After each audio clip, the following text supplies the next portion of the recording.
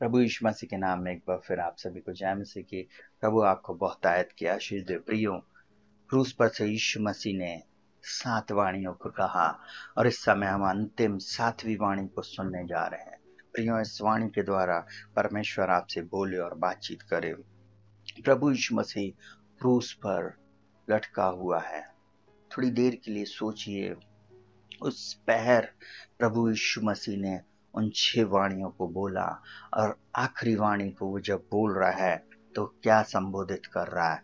हे पिता, मैं अपनी आत्मा तेरे हाथों में सौंपता हूं। जब आप प्रभु की प्रार्थना को करते हैं तब यीशु मसीह ने इस प्रार्थना को सिखाया था, हे हमारे पिता।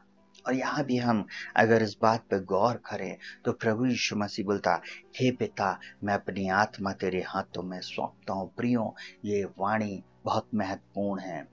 इस बात को अभी हम सीखेंगे, जानेंगे कि प्रभु यीशु मसीह ऐसा क्यों कहा। और ध्यान से सुनेगा, लूका रचित सुसमाचार उसका 23वां अध्याय उसका 44 पद से लेकर 47 पद तक हम लोग पढ़ेंगे। वहां पे लिखा हुआ, और लगभग दोपहर के तीसरे पहर तक सारे देश में अंधियारा छाया रहा और सूर्य का उजियाला जाता रहा और मंदिर का पर्दा बीच में से फट गया और यीशु ने बड़े शब्द से पुकार कर कहा, हे पिता, मैं अपनी आत्मा तेरे हाथों में सौंपता हूं। और यह कहकर प्राण छोड़ दिए। सूबेदार ने जो कुछ हुआ था देखकर परमेश्वर की बड़ाई की और कहा, निश्चय यह मनुष्य धर्मी था। बस ध्यान से सुनिएगा प्रियो, लगभग दोपहर तीसरे पहर सारे देश में अंधियारा हो गया। तीसरे पहर अचानक से सारे देश में अंधियारा छा गया। सूर्य का उजियाला जाता रहा। स्वयं सृष्टिकर्ता क्रूस पर लटका है और स्वयं, मैं ऐसा बोलूं, सूर्य को भी अपने आप को छुपाना पड़ा। मैं ऐसा बोलूं, स्वयं सृष्टिकर्ता, स्वयं प्रभु यीशु मसीह जो आदि में था, जो आदि और अंत है, जो आदि में था। बाइबल इस प्रकार से कहती है, आदि में वचन था, वचन परमेश्वर के साथ था और वचन ही परमेश्वर था। उसके सामने सब चीजों की सृष्टि, उसी के द्वारा सब चीजों की सृष्टि। उस सृष्टिकर्ता के सामने सूर्य भी चमक नहीं सका और वो भी थोड़ी देर के लिए, ऐसा कह लो, अंधियारा हो गया। उसने भी अपने आप को छुपा लिया। मैं ऐसा बोलूं, बहुत ध्यान से सुनेगा प्रियो। और प्रभु यीशु मसीह ने जब अपने आप को चढ़ा दिया, बलिदान कर दिया, वहां पर एक बात हुई कि मंदिर का पर्दा ऊपर से नीचे तक फट गया, 2 भाग हो गया। तो ये बहुत ध्यान से सुनिएगा। फटा हुआ पर्दे से हम कुछ बातों को आज देखने जा रहे हैं।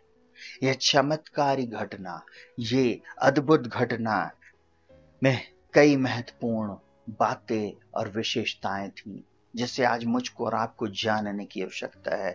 यह क्रूस पर यीशु मसीह के शरीर के हिंसक रूप से फटने का एक प्रकार था। जब यीशु मसीह को मारा गया, उसके कहना चाहिए 39 कोड़ों की मार जब उसके शरीर पर पड़ी, उसका एक एक कहना चाहिए खून और उसके कहना चाहिए जो शरीर में जो मांस था और मांस का लूथड़ा ऐसा निकल कर बाहर आ रहा था, वो मेरे और आपके लिए फट गया, मेरे और आपके लिए फट गया। ये पर्दे में इस बात को बताया जा रहा है। और ध्यान से सुनिएगा, यह हमारे प्रभु यीशु मसीह के स्वर्ग में प्रवेश का प्रतीक है। ये पर्दा इस बात को बता रहा है कि स्वर्ग में प्रभु यीशु मसीह प्रवेश कर रहा है। तीसरी बात, इस चमत्कार ने संकेत दिया कि मसीह की मृत्यु से व्यवस्था के कार्य को एक ही बार में स्पष्ट रीति से समाप्त कर दिया गया। जो कुछ भी व्यवस्था की बातें की जाती थी उसको सब कुछ को प्रभु यीशु मसीह ने पूर्ण रीति से अपने ही बलिदान के द्वारा समाप्त कर दिया। अब हमको और भी रीति रिवाज और बलिदान चढ़ाने की आवश्यकता नहीं है, सिर्फ यीशु पर विश्वास करने की आवश्यकता है। अब उन गाय बैल भैंस और उन बछड़ों को मेमनों को हमें चढ़ाने की अब आवश्यकता नहीं है, परंतु हमें परमेश्वर के इकलौते पुत्र प्रभु यीशु मसीह पर विश्वास करने की आवश्यकता है, जिसके द्वारा मेरा और आपका उद्धार होता है, जिसके द्वारा मैं और आप परमेश्वर के निकट पहुंच सकते हैं। सुनेगा बहुत ध्यान से। चौथी बात, इस चमत्कार के द्वारा इस संकेत दिया कि यहूदी और गैर यहूदी के बीच का अंतर समाप्त हो गया है। मैं ऐसा बोलूं, यहूदियों और अन्य जातियों के बीच का जो संबंध था, कहना चाहिए जो अंतर था, वो खत्म हो गया। पहले वे एक दूसरे से दूर होते थे। यहूदी हमेशा अपने आप को श्रेष्ठ समझते थे। परमेश्वर के इकलौते पुत्र ने हमें उसमें एक कर दिया। मैं एक ही बात आप लोगों को बोलना चाहूंगा, अब परमेश्वर की दृष्टि में सब लोग जा सकते हैं। परमेश्वर सबसे प्रेम करता है, इसलिए तो बाइबल कहती है क्योंकि परमेश्वर ने जगत से ऐसा प्रेम किया कि उसने अपना इकलौता पुत्र दे दिया। वो है जो मेरे और आपके लिए बलिदान हो गया। जल्दी से उसने उस अंतर को समाप्त कर दिया। पांचवी बात, पर्दा फटना अनुग्रह के सिंहासन तक पहुंचने का सुसमाचारी स्वतंत्रता का प्रतीक है। ध्यान से सुनिएगा, पर्दे का फटना बोलता है अनुग्रह के सिंहासन तक पहुंचने का सुसमाचारी स्वतंत्र प्रतीक है। जो कोई सुसमाचार पर विश्वास करता है, यीशु मसीह के नाम को सुना और सुसमाचार को सुना, उस पर विश्वास किया, और आपको मैं एक बात को बोलूं, वो उस अनुग्रह के सिंहासन तक पहुंच सकता है। कोई भी, चाहे वो यहूदी हो चाहे अन्य जाति व्यक्ति हो, जो कोई विश्वास करे, इसलिए बाइबल बोलती है जो कोई उस पर विश्वास करे वो नाश ना हो परंतु अनंत जीवन पाए। आज हम उस अनुग्रह के सिंहासन के पास आ सकते हैं। आज हम परमेश्वर से मांग सकते हैं। उसके इकलौते पुत्र प्रभु यीशु मसीह पर विश्वास करने के द्वारा हमें अनंत जीवन प्राप्त होता है। और छठवीं बात, वहां पे पर्दा फटना मसीह की मृत्यु के द्वारा उसके सभी अनुयायियों के लिए स्वर्ग में प्रवेश द्वार खुलने का प्रतीक है। ये पर्दे का फटना ऊपर से लेकर नीचे तक ये एक प्रतीक है कि परमेश्वर के पुत्र ने स्वर्ग के द्वार को खोल दिया है मेरे और आपके लिए। अब हम स्वर्ग जा सकते हैं। यीशु मसीह ने जब इस बात को कहा, बहुत ध्यान से सुनेगा, हे पिता मैं अपनी आत्मा तेरे हाथों में सौंपता हूँ। सूर्य अंधकार में बदल गया, छुप गया, और उसके बाद लिखा हुआ मंदिर का पर्दा टीच से फट गया। वो दीवार जो बीच में थी उसको प्रभु यीशु मसीह ने दो भाग कर दिया। अब हम आराम से उस पार जा सकते, अब हम परमेश्वर के समीप जा सकते यीशु मसीह के द्वारा। इसमें एक और बात हुई है, चार बातें और मैं बताना चाहूंगा। प्रभु यीशु मसीह ने जो इस बात को बोला, हे पिता, क्यों वो इस बात को बोल रहा है, हे पिता मैं अपनी आत्मा तेरे हाथों में सौंपता हूँ। और ध्यान से सुनिएगा, इसमें मैं आपको चार बातें बता रहा हूँ। इन प्रकाशनों को आप थोड़ी देर बार बार सुने और इसमें मनन करें। पहली बात, पिता से प्रभु यीशु मसीह ने शुरू किया और पिता में अंत किया।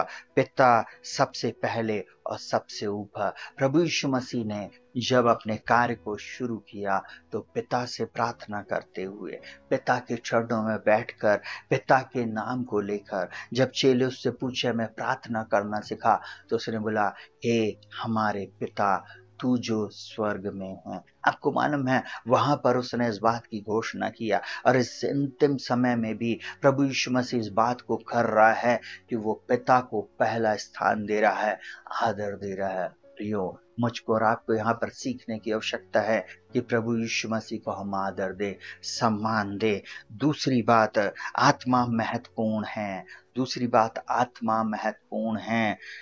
कि वह मरने के बाद कहाँ जाएगी। एक क्वेश्चन के साथ मैं आप लोगों को बताना चाहता हूँ, आप में से बहुत सारे लोग इस संसार में रहने के बाद और संसार के लोगों के साथ जीवन व्यतीत करने के बाद कई बार हम डिस्ट्रैक्ट हो जाते हैं, उनकी बातों में फंस जाते हैं या हम गुमराह हो जाते हैं। अरे सबका एक दिन हाल होएगा, सबको मरना है। मरना तो सब कोई को है, जो आया है वह संसार को छोड़कर जाएगा, इस संसार को त्याग देगा, उसकी मृत्यु एक न एक दिन होएगी, परंतु उसके बाद न्याय होएगा। उसके बाद उसकी आत्मा कहाँ जाएगी? कभी आपने सोचा है कि अगर हम मरेंगे तो हमारी आत्मा कहाँ जाएगी? यहाँ पर यीशु मसीह मुझको और आपको इस बात को बता रहा है। उसने अपनी आत्मा को अब पिता को सौंप दिया, बोलता मैं अपनी आत्मा तेरे हाथों में सौंपता हूँ। आज ये निर्णय लें यीशु मसीह के पीछे चलने का। देखिए, मृत्यु के समय दो लोग आएंगे, सुनिएगा बहुत ध्यान से। स्वर्गदूत भी देख रहा है और शैतान का दूत भी देख रहा है जब व्यक्ति की मृत्यु होती है, परंतु उस समय परमेश्वर का पुत्र पर जिन्होंने विश्वास किया है, स्वर्गदूत उसे लेके जाएंगे। परंतु मैं ऐसा बोलूं, जिन्होंने उस पर विश्वास नहीं किया, जिन्होंने नकार दिया या जिन्होंने उसके नाम को नहीं भी सुना, उनको शैतान के दूत लेकर जाएंगे। बहुत ध्यान से सुनना।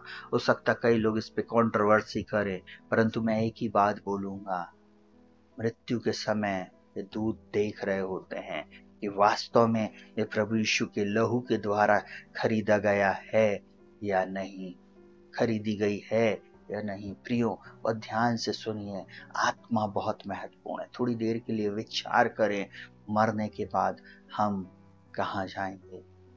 क्या यीशु मसीह को आज आपने अपना जीवन दिया है? गंभीरता को समझे प्रियो। कई वर्षों से हम वाणियों को सुन रहे हैं, अच्छे अच्छे लोगों ने आकर वाणियों को बोला, परंतु ये महत्वपूर्ण बात इस अंतिम वाणी से हमें सीखने मिलती है।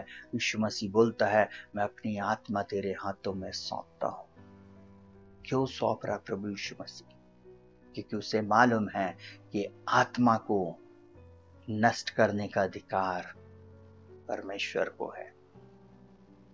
इसलिए आज इस बात का निर्णय लें, एक वास्तव में आपने यीशु को अपने जीवन में उद्धारकर्ता और मुक्तिदाता स्वीकार किया है या नहीं। नहीं तो आज ही अपना जीवन यीशु मसीह के चरणों में समर्पित कर देती हूँ। प्रभु इस वाणी के द्वारा आपको आशीष दे। जल्दी से तीसरी बात, यीशु को प्राण देने और लेने का अधिकार है। देखिए, यीशु मसीह है जो अपने प्राण को दे भी सकता है और ले भी सकता है, उसको अधिकार है। और उसने अपने प्राण को परमेश्वर को सौंप दिया। बोलता मैं अपनी आत्मा तेरे हाथों में सौंपता हूं। ये शरीर जो है हाड़ मांस का बना हुआ प्रियो, इसमें से जब आत्मा चली जाती है, उसके बाद व्यक्ति को थोड़ी देर के बाद लोग बोलते हैं सो गए हैं, और कुछ लोग बाद में बोलने लगते हैं मट्टी कब उठेगी, मट्टी कब जाएगी, ये शब्द बोलने लगते, क्योंकि ये शरीर से जब आत्मा चली गई तो ये शरीर मट्टी का है और मट्टी में मिल जाता है। प्रिय, थोड़ी देर के लिए सोचिए, यीशु मसीह को प्राण देने और लेने का अधिकार था और उसने अपने प्राण को, अपनी आत्मा को परमेश्वर को सौंप दिया। आज मुझको और आपको भी यीशु मसीह से सीखने की आवश्यकता है कि हमें अपने जीवन को उसके हाथों में दे देना है। हालेलुया। और चौथी और आखिरी बात, वह स्वर्गीय था और वह स्वर्ग का मार्ग बता दिया। प्रभु यीशु मसीह ने स्वर्ग जाने का मार्ग बता दिया। इन वाणियों में प्रभु यीशु मसीह ने हमें उन गहराइयों को बताया है, उन भेदों को बताया है और उस स्वर्ग जाने के मार्ग को हमें बता दिया है कि अब हम उसके पीछे पीछे चलने वाले बन सके। प्रभु इस वाणी के द्वारा आपको आशीष दे। प्रभु आप सबको बहुत आयत की आशीष दे। इन वाणियों के द्वारा अगर आपने आशीष को प्राप्त किया है तो आप हमें जरूर से लिख कर बताएं प्रभु आप सबके साथ रहे। सबको जय मसीह की।